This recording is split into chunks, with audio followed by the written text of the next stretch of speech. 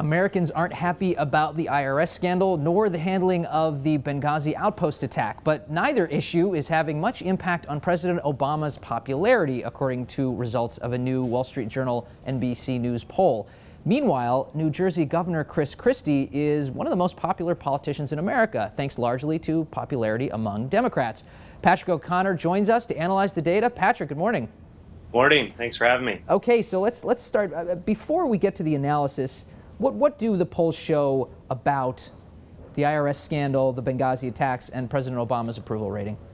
Well, basically they show a significant majority of Americans think that these scandals have undermined the honesty and integrity of the Obama administration, but they seem to make a distinction between the administration and the president himself, whose approval rating stayed basically flat with where it was from before the scandal. He remains a fairly likable figure. The noticeable drop-off is among independents on questions of whether or not he's a good commander-in-chief or he's trustworthy. Okay. So the president did get a little bit of, is tarnished a bit, but not as much as the rest of his administration is, at least in the eyes of Americans at this point. Patrick, we do have results here for people from one of the first questions in our poll. Do these controversies, Benghazi, the Department of Justice subpoena of reporter phone records, and the IRS targeting of conservative groups, do those controversies raise doubts about the overall honesty of the administration? And yeah, they raise doubts, but 55 to 58% of people say so.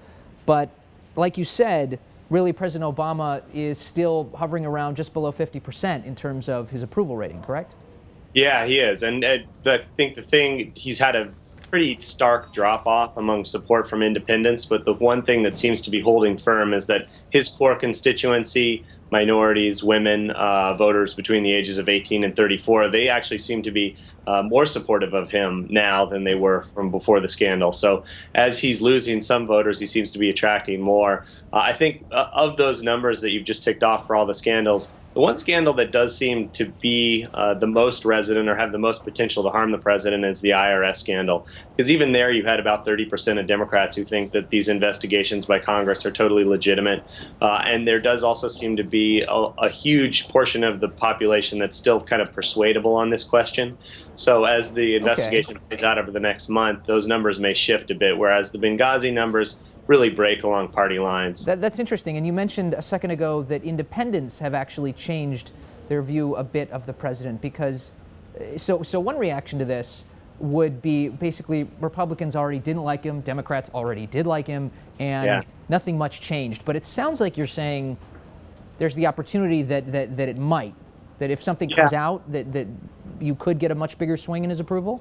What we're seeing is, more than a quarter of people on the IRS scandal haven't formed an opinion on it yet. And you actually have a much higher number of Democrats in the poll who suggested that they were that the whole scandal raised concerns for them. So I think there's more potential there. And I think, as you noted, I think the most troubling thing for the president in our numbers, and this is not just from this poll, but it's been a consistent trend all year, is that he seems to be rapidly losing support from independents. He lost them by about 5 points in the election. His approval gap is now about 31 points. So 31% more independents dislike him or disapprove of him now than they did when he was elected. And that's been a pretty steady erosion. And that's going to be hard for him to bring back. And you got to keep in mind, a lot of those independents are the same people that are going to be swinging the balance in congressional elections next year. That's when he was elected to the second term or the first term, that 31% swing? It's basically been since January. We've just seen a really noticeable decline. It's kind of been a straight line down. Okay, Patrick, let's change gears quickly to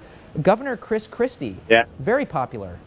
Very popular, and popular among all segments. I think the biggest problem for him is that he does almost as well with Democrats as he does with Republicans. In fact, I think he may even do better with Democrats than Republicans. So I think while that's a great thing for him nationally in terms of raising his stature, it may eventually prove problematic if he has to run through a Republican primary, but we're a long way off from that.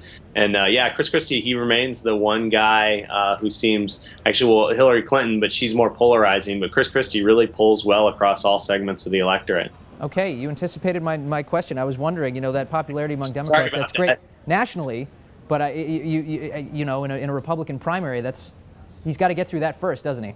Yeah, he does. And, one of the things we've seen since the election and his appearance with the president right on the cusp of Election Day when they were touring New Jersey after Superstorm Sandy is that you've seen the distrust from Republicans really spike. And I think even in this poll, they're not exactly his strongest demographic. And if he's going to run for president, they really need to be. Okay, Patrick O'Connor, great stuff. Thank you so much for joining us this morning. Thanks for having me.